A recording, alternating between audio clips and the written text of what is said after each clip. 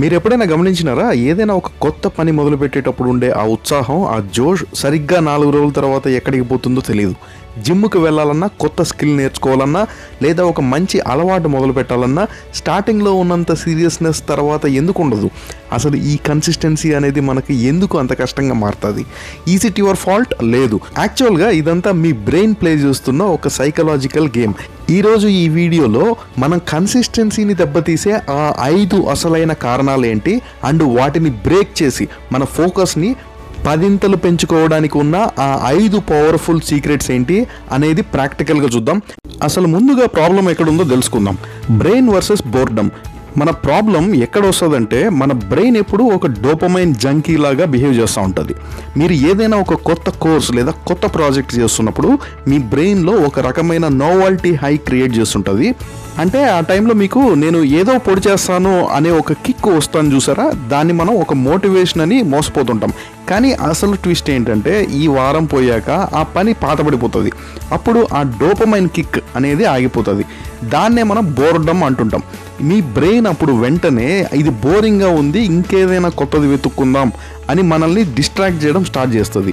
అందుకే కన్సిస్టెన్సీ అంటే ఆ కిక్ ఉన్నప్పుడు మాత్రమే చేయడం కాదు, ఆ కిక్ పోయినప్పుడు కూడా, విపరీతమైన బోర్ కొడుతున్నప్పుడు కూడా మొండిగా ఆ పనిని కంప్లీట్ చేయడమే నిజమైన సక్సెస్ఫుల్గా పాటించే కన్సిస్టెన్సీ. ఇప్పుడు మరొక రీజన్ వచ్చేసి ద మూడ్ ట్రాప్.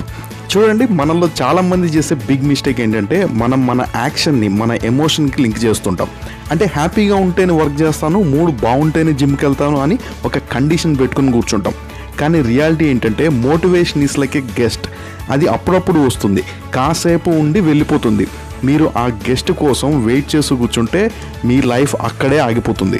సక్సెస్ సాధించిన ఏ ఒక్కరు కూడా ప్రతిరోజు ఫుల్ జోష్తో పని చేయలేరు. వాళ్ళకి కూడా బోర్ కొడుతుంది, వాళ్ళకి కూడా బద్ధకంగా ఉంటుంది, వాళ్ళకి కూడా ఇవాళ వద్దులే అనిపిస్తూ ఉంటుంది.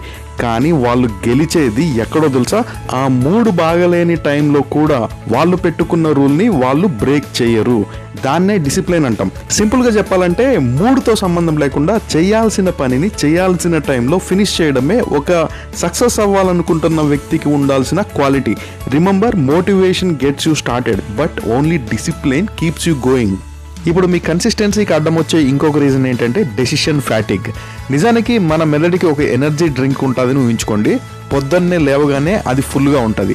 కానీ మీరు లేచిన దగ్గర నుండి చిన్న చిన్న విషయాలకి కూడా డెసిషన్ తీసుకోవడం స్టార్ట్ చేస్తే, అంటే ఇవాళ ఏం షర్ట్ వేసుకోవాలి, ఏం టిఫిన్ తినాలి, వర్కౌట్ ఎలా స్టార్ట్ చేయాలి అని ప్రతి దానికి ఆలోచించుకుంటూ పోతుంటే మీ ట్యాంకులో ఉన్న ఎనర్జీ అంతా లీక్ అయిపోతూ ఉంటుంది. దీన్నే సైకాలజీలో డెసిషన్ ఫ్యాటిగ్ అంటారు. మన విల్ పవర్ అనేది ఒక లిమిటెడ్ రీసోర్స్ అనమాట. మీరు దీన్ని అనవసరమైన వాటికి డెసిషన్ మేకింగ్ పవర్ వాడేస్తే సాయంత్రం అయ్యేసరికి మీ బ్రెయిన్ పూర్తిగా అలసిపోతుంది. అందుకే రాత్రిపూట జిమ్ముకు వెళ్ళాలన్నా లేదా ఏదైనా ఇంపార్టెంట్ పని చేయాలన్నా మీ మైండ్ సపోర్ట్ చేయదు. ఇంకా చాలే ఈ వాళ్ళకి, రేపు చేద్దాం అని చాలా ఈజీగా గివప్ ఇచ్చేస్తుంది. సో మార్క్ జకర్బర్గ్ లేదా స్టీవ్ జాబ్స్ లాంటి వాళ్ళు ఎప్పుడూ ఒక రకమైన బట్టలు ఎందుకు వేసుకుంటారంటే, వాళ్ళకి చిన్న చిన్న విషయాల మీద వాళ్ళ ఎనర్జీ వేస్ట్ చేసుకోవడం వాళ్ళకి ఇష్టం ఉండదు. వాళ్ళ ఎనర్జీ అంతా బిగ్ డెసిషన్స్ తీసుకోవడానికి మాత్రమే సేవ్ చేసుకుంటూ ఉంటారు. సో ఇప్పుడు దాకా కన్సిస్టెన్సీకి అడ్డం వచ్చే కొన్ని కారణాల గురించి మాట్లాడుకున్నాము.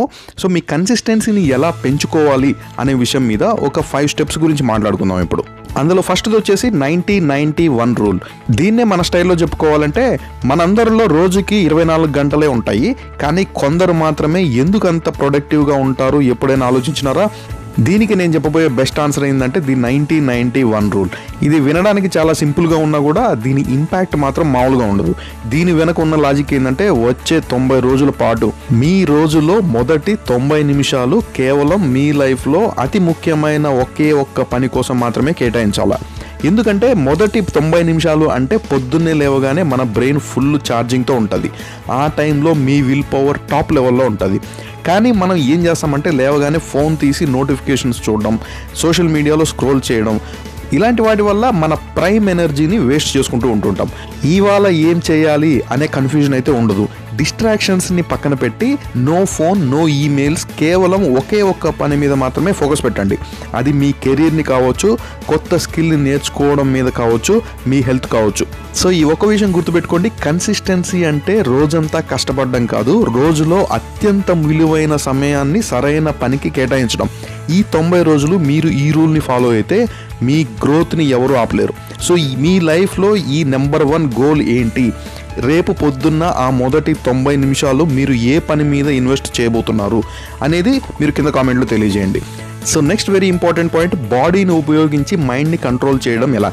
Control your mind with body.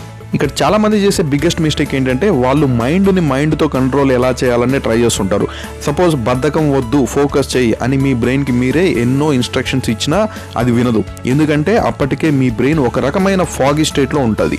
అందుకే ఒక సింపుల్ హ్యాక్ ఏంటంటే control your mind via body. మీరు ఎప్పుడైనా విపరీతమైన బద్ధకంగా ఉన్నా లేదా వర్క్ మీద అసలు ఇంట్రెస్ట్ కలగకపోయినా ఈ ఒక్క సైకలాజికల్ థింగ్ ట్రై చేయండి. నేను చెప్పబోయేది ఏదో యోగా కాదు, వర్కౌట్స్ కాదు. ఏం చేయాలంటే ముక్కుతో ఒకసారి గాలి పీల్చి వెంటనే ఆగకుండా ఇంకొకసారి చిన్నగా గాలి పీల్చండి. దీన్నే డబుల్ ఇన్హేల్ అంటారు. ఆ తర్వాత నోటితో మెల్లగా గాలిని వదలండి, లాంగ్ ఎక్సెల్.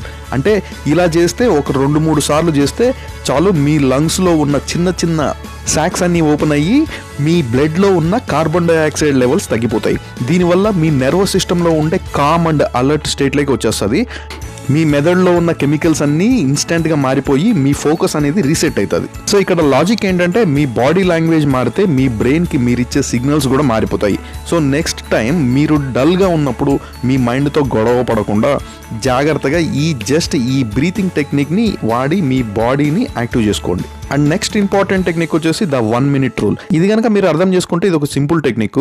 నిజానికి మనకి డిస్ట్రాక్షన్స్ ఎందుకు వస్తుందో తెలుసా? అది ఒక సడన్ అర్జ్. అంటే ఏదైనా ఇంపార్టెంట్ పని చేస్తున్నప్పుడు మనకి కొంచెం బోర్ కొట్టగానే మన చేతులు ఆటోమేటిక్గా ఫోన్ వైపు వెళ్ళిపోతాయి. అది ఒక రిఫ్లెక్షన్ యాక్షన్గా మారిపోతుంది. ఇక్కడే మీరు ద 1 minute రూల్ అనేది వాడాలి. మీకు ఎప్పుడైనా ఇన్స్టాగ్రామ్ రీల్స్ చూడాలనిపించినా లేదా మీకు మధ్యలో ఫోన్ తీయాలనిపించినా జస్ట్ 60 seconds మాత్రం ఆగండి. ఆ ఒక్క నిమిషం మీరు ఆ కోరికని అణుచుకోగలిగితే మీ బ్రెయిన్లో ఒక అద్భుతం జరుగుతుంది. ఆ డిస్ట్రాక్షన్ వేవ్ ఏదైతే మొదలైందో అది మెల్లగా తగ్గిపోతుంది. సైకాలజీలో దీన్నే అర్జ్ సర్ఫింగ్ అంటారు. ఆ ఒక్క నిమిషం గ్యాప్ వల్ల మీ బ్రెయిన్లోకి ఒక మెసేజ్ వెళ్తుంది. అదేంటంటే నీ కంట్రోల్ నీ దగ్గర లేదు, నా దగ్గర ఉంది అని. అదే మనందరికీ తెలియని ఒక విషయం ఏంటంటే ఆ డిస్ట్రాక్షన్ కోరిక అనేది కేవలం కొన్ని సెకండ్లు మాత్రమే పీక్ స్టేజ్లో ఉంటుంది. మీరు ఆ ఒక్క నిమిషం ఓపిక పడితే మళ్ళీ మీ ఫోకస్ మీరు పని మీదకి పెట్టుకోవచ్చు. గుర్తుపెట్టుకోండి, కన్సిస్టెన్సీ అనేది డిస్ట్రాక్షన్ రాకుండా ఉండడం కాదు, అది వచ్చినప్పుడు ఆ ఒక్క నిమిషం మీరు గ్యాప్ ఇచ్చి వాటిని కంట్రోల్ చేయడమే. సో నెక్స్ట్ టైం మీరు ఫోన్ పట్టుకోవాలనిపించినప్పుడు జస్ట్ 60 seconds కౌంట్ చేసుకోండి. ఆ తర్వాత మీరే గమనిస్తారు ఆ కోరిక ఎంత ఈజీగా మాయమైపోతుందో. సో నెక్స్ట్ పాయింట్ వచ్చి మీరు కన్సిస్టెన్సీ ఇంప్రూవ్ చేసుకోవాలనుకుంటే మీరు ఈ పాజిటివ్ ఫియర్ గురించి కూడా తెలుసుకోవాలి. మామూలుగా అందరూ అంటుంటారు కదా మనం పాజిటివ్ థింకింగ్ చేయాలి అని. ఇక్కడ పాజిటివ్ ఫియర్ అనేది కొంచెం డిఫరెంట్గా ఉంటుంది. సపోజ్ ఫర్ ఎగ్జాంపుల్ మనం ఏదైనా గోల్ పెట్టుకొని దాని నుంచి మనకి వచ్చే లాభం కంటే ఒకవేళ ఆ గోల్ అచీవ్ చేయలేకపోతే మనకు దానివల్ల కలిగే నష్టాలే మనల్ని ఎక్కువ భయపెడతాయి. అలాంటప్పుడు నేను రోజు వర్కౌట్ చేస్తే నాకు 6 pack వస్తుంది అని అనుకోవడం ఒక పాజిటివ్ గోల్, కానీ అది మనకు చాలాసార్లు మనల్ని బెడ్ మీద నుంచి అయితే కిందికి దింపదు. అదే టైంలో నేను ఇలాగే బద్ధకంగా ఉంటే ఇంకో 10 ఏళ్లలో నా హెల్త్ పాడైపోతుంది, నేను నా ఫ్యామిలీని సరిగ్గా చూసుకోలేను అనే ఒక చిన్న భయం కనుక మీ మనసులో ఉంటే అది మిమ్మల్ని నిద్రపోలేదు. ఆ భయమే మిమ్మల్ని పనిచేసేలాగా ఫోర్స్ చేస్తుంది. రిమెంబర్, భయం అనేది ఎప్పుడూ నెగిటివ్ కాదు, దాన్ని మీరు ఒక ఫ్యూయల్ లాగా వాడుకోవచ్చు. ఇందాక మనం అనుకున్నట్టు నేను ఈరోజు ఈ పని చేయకపోతే నా ఫ్యూచర్ ఎంత దారుణంగా ఉంటుంది, నేను అనుకున్న లైఫ్ నాకు దక్కకపోతే నా పరిస్థితి ఏంటి అని ఒక్క నిమిషం ఊహించుకోండి. ఆ థాట్ మీలో ఒక రకమైన అర్జెన్సీని క్రియేట్ చేస్తుంది. చాలామంది సక్సెస్ఫుల్ పీపుల్ వెనక ఈ ఫియర్ ఆఫ్ లైఫ్ లేదా ఫియర్ ఆఫ్ బీయింగ్ యావరేజ్ ఖచ్చితంగా ఉంటుంది. సో మీ గోల్స్ అనేవి కేవలం కలలుగానే కాకుండా అవి సాధించకపోతే వచ్చే నష్టాన్ని కూడా గుర్తు చేసుకోండి. ఆ పాజిటివ్ ఫియర్ మిమ్మల్ని ఒక ట్రాక్లో ఉంచుతుంది. ఇప్పుడు next very important point, don't break the chain. చాలామంది చేసే ఒక కామన్ మిస్టేక్ ఏంటంటే వాళ్ళు తమ ప్రోగ్రెస్ని కేవలం మైండ్లో మాత్రమే గుర్తుపెట్టుకోవాలి అనుకుంటారు, కానీ మన బ్రెయిన్కి ఒక విజువల్ ట్రిగ్గర్ అవసరం. సో దీనికే మీరు ఏం చేయాలంటే ఒక ఫిజికల్ క్యాలెండర్ కొని మీ కంటికి కనిపించేలా గోడకు తగిలించుకోవాలి. మీరు అనుకున్న పని పూర్తి చేసిన ప్రతిరోజు ఆ క్యాలెండర్ మీద ఒక పెద్ద ఎక్స్ మార్క్ పెట్టుకోవాలా. ఇక్కడ అసలు మ్యాజిక్ ఏంటంటే ఒక వారం రోజులు వరుసగా ఆ ఎక్స్ మార్కులు పడ్డాక అక్కడ ఒక చైన్ లాంటిది ఫామ్ అవుతుంది. అప్పుడు దానివల్ల మీ బ్రెయిన్లో ఒక రకమైన సాటిస్ఫాక్షన్ అనేది క్రియేట్ అవుతుంది. ఆ తర్వాత రోజు మీకు బద్ధకంగా ఉన్న ఆ చైన్ తెగిపోతుందేమో అన్న ఒక భయం మిమ్మల్ని ఆ పని చేసేలాగా ఫోర్స్ చేస్తుంది. దీన్నే సైకాలజీలో ఐడెంటిటీ బేస్డ్ కన్సిస్టెన్సీ అని కూడా అంటారు. సో తర్వాత మీరు ఆ క్యాలెండర్ను చూసిన ప్రతిసారి నేను ఈ పనిని మధ్యలో వదిలేసే టైప్ కాదు అండ్ నేను ఒక కన్సిస్టెంట్ పర్సన్ అనే నమ్మకం మీలో పెరుగుతుంది. సో ఇక్కడ మీ గోల్ అనేది ఒక పని పర్ఫెక్ట్గా చేయడం కాదు, కేవలం ఆ గొలుసుని తెంచకుండా ఉండడమే. మీరు గుర్తుపెట్టుకోవాల్సింది ఏంటంటే పెద్ద పెద్ద రిజల్ట్స్ ఎప్పుడు ఒక రోజులో రావు. అవి ఎలాంటి చిన్న చిన్న ఎక్స్ మార్కుల వల్ల వచ్చే కాంపౌండ్ ఎఫెక్ట్ అనమాట. సో ఈ రోజే మీరు ఒక క్యాలెండర్ కొనుక్కొని మీ చైన్ని స్టార్ట్ చేయండి. సో మీరు ఈ రోజు నుండి ఏ ఒక్క పనిని ఆ కన్సిస్టెంట్గా చేయాలనుకుంటున్నారు, అది వర్కౌట్ కావచ్చు, బుక్ రీడింగ్ కావచ్చు, లేదా మీ ప్యాషన్కి సంబంధించిన ఒక పని కావచ్చు, ఇప్పుడే కామెంట్లో కింద పెట్టండి. మీరు కూడా వేరే వాళ్ళకి ఇన్స్పిరేషన్ కావచ్చు. సో ఇక్కడ దాకా మీరు ఈ వీడియో చూస్తున్నారంటే ఇంకా సబ్స్క్రైబ్ చేసుకోలేదంటే ఇప్పుడే సబ్స్క్రైబ్ చేసుకోండి, ఒక లైక్ కొట్టండి. అలాగే మీకు బాగా కావాల్సిన వాళ్ళకి ఇప్పుడే షేర్ చేయండి. మళ్ళీ ఇంకొక వీడియోలో ఇంకో టాపిక్తో మళ్ళీ మీ ముందుకు వస్తాను. అంతవరకు టాటా, బై బై, జై హింద్.